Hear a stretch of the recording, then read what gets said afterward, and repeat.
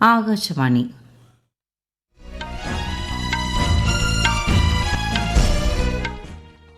നമസ്കാരം. വാർത്തകൾ വായിക്കുന്നത് ശ്രീലത.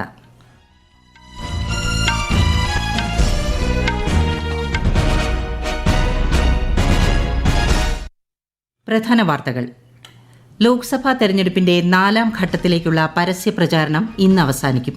വോട്ടെടുപ്പ് മറ്റന്നാൾ. തിങ്കളാഴ്ച തെരഞ്ഞെടുപ്പ് നടക്കുന്ന പ്രദേശങ്ങളിൽ ഉഷ്ണതരംഗ സാധ്യത നിലനിൽക്കുന്നില്ലെന്ന് കേന്ദ്ര കാലാവസ്ഥാ വകുപ്പ്. കേരളത്തിൽ അടുത്ത 5 ദിവസം ശക്തമായ മഴയ്ക്ക് സാധ്യത. സൈന്യത്തിലെ വിവിധ മേഖലകളിലെ കൃത്യനിർവഹണ സംവിധാനങ്ങൾ ഏകോപിപ്പിക്കുന്നതിന് സായുധ സേനകളുടെ സംയോജനം വേഗത്തിലാക്കണമെന്ന് സംയുക്ത സേനാ മേധാവി അനിൽ ചൌഹാൻ. രാഷ്ട്രീയ സംഘർഷത്തെ തുടർന്ന് കുവൈറ്റ് പാർലമെന്റ് പിരിച്ചുവിട്ടു. IPL ക്രിക്കറ്റിൽ ഇന്ന് കൊൽക്കത്ത നൈറ്റ് റൈഡേഴ്സ് മുംബൈ ഇന്ത്യൻസിനെ നേരിടും. വാർത്തകൾ വിശദമായി. ലോക്സഭാ തെരഞ്ഞെടുപ്പിന്റെ 4ാം ഘട്ടത്തിലേക്കുള്ള പരസ്യപ്രചാരണം ഇന്ന് അവസാനിക്കും. വോട്ടെടുപ്പ് മറ്റന്നാൾ. ഒരു റിപ്പോർട്ട്. രാജ്യത്ത് ലോക്സഭാ തിരഞ്ഞെടുപ്പിന്റെ അവശേഷിക്കുന്ന ഘട്ടങ്ങളിലേക്കുള്ള പ്രചാരണം ഊർജിതമാക്കി മുന്നണികൾ. പ്രധാന രാഷ്ട്രീയ കക്ഷികളുടെ താരപ്രചാരകരും മുതിർന്ന നേതാക്കളും പ്രചാരണ രംഗത്ത് സജീവമാണ്. പ്രധാനമന്ത്രിയും മുതിർന്ന BJP നേതാവുമായ നരേന്ദ്രമോദി ഇന്ന് ഒഡീഷയിലും ഝാർഖണ്ഡിലും പ്രചാരണം നടത്തും. ഒഡീഷയിലെ 4 മണ്ഡലങ്ങളാണ് മറ്റന്നാൾ വിധിയെഴുതുന്നത്. കോൺഗ്രസ് ദേശീയ അധ്യക്ഷൻ മല്ലികാർജ്ജുൻ ഖാർഗെ ഇന്ന് ബീഹാറിൽ തിരഞ്ഞെടുപ്പ് റാലിയെ അഭിസംബോധന ചെയ്യും.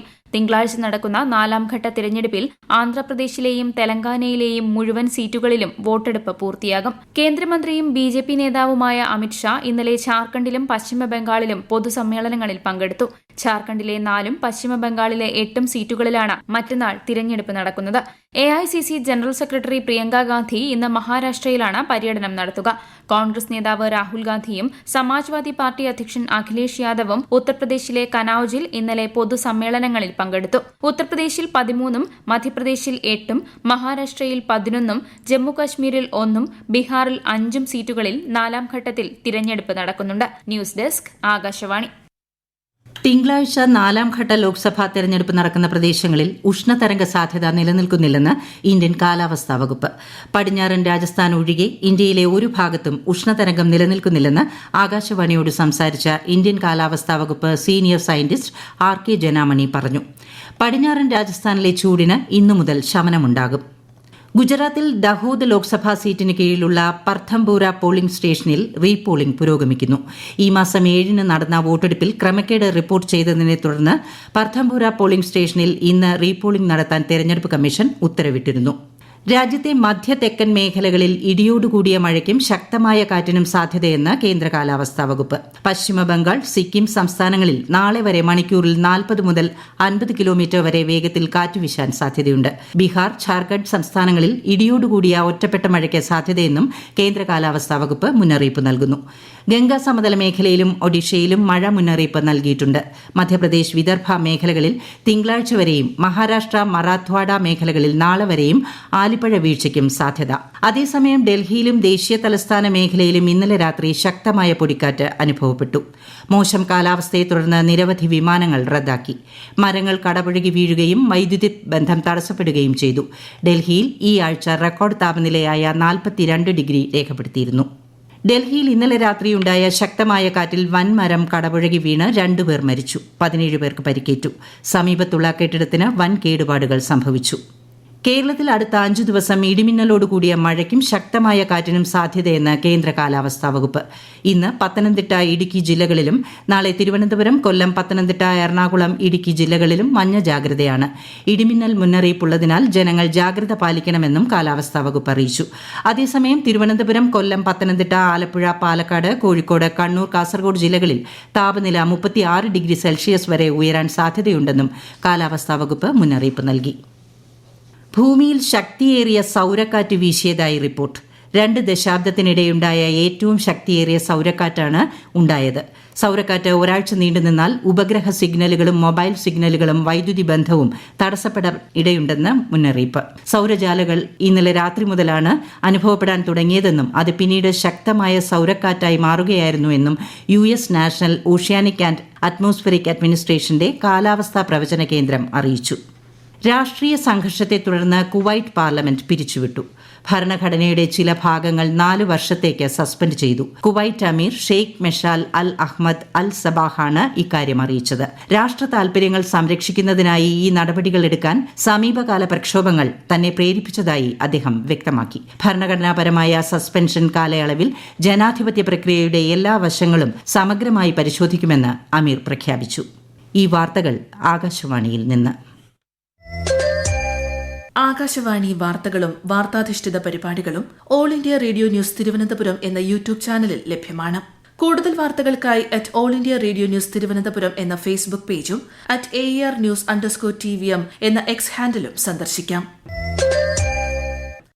സൈന്യത്തിലെ വിവിധ മേഖലകളിലെ കൃത്യനിർവഹണ സംവിധാനങ്ങൾ ഏകോപിപ്പിക്കുന്നതിന് സായുധ സേനകളുടെ സംയോജനം വേഗത്തിലാക്കണമെന്ന് സംയുക്ത സേനാ മേധാവി അനിൽ ചൌഹാൻ.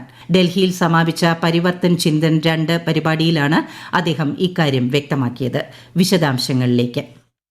സായുധ സേനകളുടെ ഏകോപനത്തിനും സംയോജനത്തിനുമായുള്ള വിശാല ചർച്ചകൾക്കായി ഡൽഹിയിൽ ചേർന്ന 2 ദിവസത്തെ പരിവർത്തൻ ചിന്തൻ 2 സമാപിച്ചു. സംയുക്ത സേനാ മേധാവി അനിൽ ചൌഹാൻ പരിപാടിക്ക് നേതൃത്വം നൽകി. സേനകളുടെ സംയോജനം ലക്ഷ്യമിട്ടുള്ള വിവിധ സംരംഭങ്ങളുടെ പുരോഗതി അദ്ദേഹം വിലയിരുത്തുകയും പ്രവർത്തനങ്ങൾ വേഗത്തിലാക്കേണ്ടതിന്റെ ആവശ്യകത വ്യക്തമാക്കുകയും ചെയ്തു. വിവിധോദ്ദേശ പ്രവർത്തന മേഖലകളിൽ പ്രതികരണശേഷിയുള്ള ഇന്ത്യൻ സായുധ സേനയുടെ രൂപീകരണത്തിന് ഇത് വഴിയൊരുക്കുമെന്നും അദ്ദേഹം പറഞ്ഞു. 2 ദിവസം നടന്ന പരിപാടിയിൽ മുഴുവൻ സമയവും പങ്കെടുത്ത വിവിധ കമ്മിറ്റികളെ സംയുക്ത സേനാ മേധാവി അഭിസംബോധന ചെയ്തു. ഇത്തരം ചർച്ചകൾ സേനകളെ കൂടുതൽ ശക്തമാക്കാൻ ഉപകരിക്കുമെന്ന് പറഞ്ഞ അദ്ദേഹം രാജ്യത്തിന്റെ അഖണ്ഡതയും ദേശീയ പരമാധികാരവും സംരക്ഷിക്കാനുള്ള സൈന്യത്തിന്റെ ദൃഢനിശ്ചയവും കഴിവും ശക്തിപ്പെടുത്തുമെന്നും അഭിപ്രായപ്പെട്ടു. News desk Akashvani. IPL ക്രിക്കറ്റിൽ ഇന്ന് കൊൽക്കത്ത നൈറ്റ് റൈഡേഴ്സ് മുംബൈ ഇന്ത്യൻസിനെ നേരിടും. കൊൽക്കത്തയിലെ ഈഡൻ ഗാർഡൻസിൽ രാത്രി 7:30-നാണ് മത്സരം. ഇന്നലെ നടന്ന ഗുജറാത്ത് ടൈറ്റൻസ് മുംബൈ ഇന്ത്യൻസ് മത്സരത്തിൽ ഗുജറാത്ത് 35 റൺസിന് വിജയിച്ചിരുന്നു.